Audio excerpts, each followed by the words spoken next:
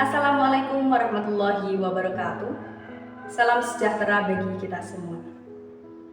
Pada kesempatan kali ini, saya Linda Safitri akan memaparkan materi tentang unsur-unsur pembangun dalam cerita lintas zaman, khususnya teks hikayat ataupun cerita hikayat.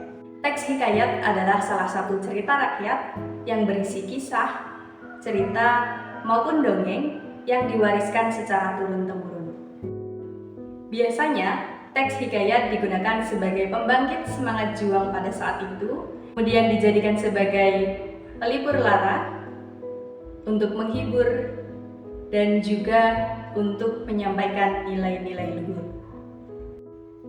Adapun unsur-unsur pembangun dalam cerita hikayat diantaranya, yang pertama adalah tema, yaitu gagasan yang paling mendasar dari sebuah cerita hikayat.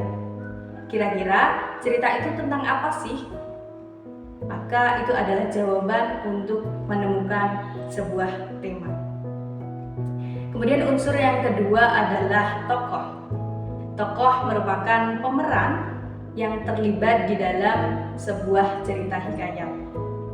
Yang ketiga adalah penokohan, yaitu karakteristik atau watak pada tokoh yang terdapat dalam sebuah cerita. Selanjutnya unsur yang keempat yaitu latar. Latar terdapat latar tempat, latar waktu, suasana yang terdapat dalam sebuah cerita. Unsur yang berikutnya adalah alur. Alur itu sendiri dibagi menjadi tiga. Yang pertama alur maju, alur mundur, dan alur campuran. Alur maju adalah alur yang menceritakan kisah tokoh dari awal hingga ke masa yang akan datang. Selanjutnya untuk alur mundur itu sebaliknya, bahwa alur mundur menceritakan kisah tokoh pada saat ini atau yang sedang ia alami saat ini kembali ke masa lampau atau masa lalunya.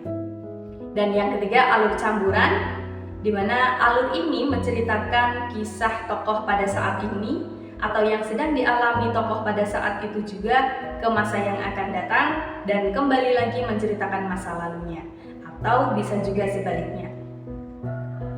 Selanjutnya unsur yang berikutnya adalah amanat.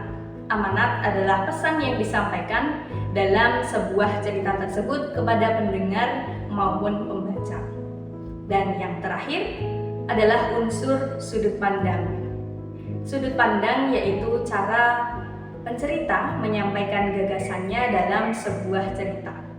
Di antaranya ada sudut pandang orang pertama, yaitu ditandai dengan menggunakan tokoh aku atau menggunakan kata ganti orang pertama. Dan yang berikutnya adalah sudut pandang orang ketiga, di mana ditandai dengan tokoh di dalamnya langsung disebutkan nama orangnya, atau bisa juga dengan menggunakan kata ganti orang ketiga, yaitu dia maupun mereka. Demikian pemaparan materi yang dapat saya sampaikan. Semoga bermanfaat. Terima kasih. Wassalamualaikum warahmatullahi wabarakatuh.